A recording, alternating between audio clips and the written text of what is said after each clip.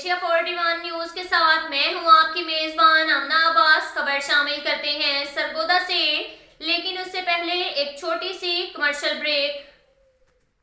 नई तरतीब और नई जिद्दत लाई किसानों के लिए फसल की रिकॉर्ड पैदावार।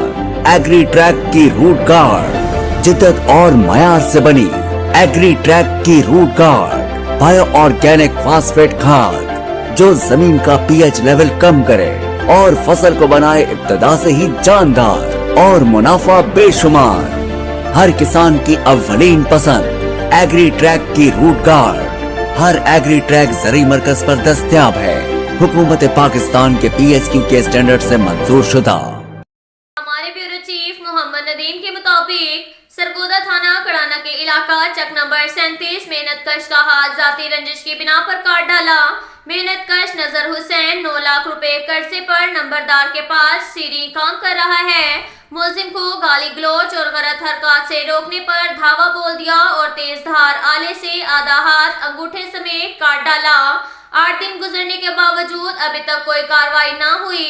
थाना कड़ाना का मुहर्रर खिजर हयात 3 सालों से तैनात ने थाना को जाती जागीर बनाया हुआ है। मुतासरा खानदान को घंटों थाने के बाहर खड़ा रखना मामूल बना लिया।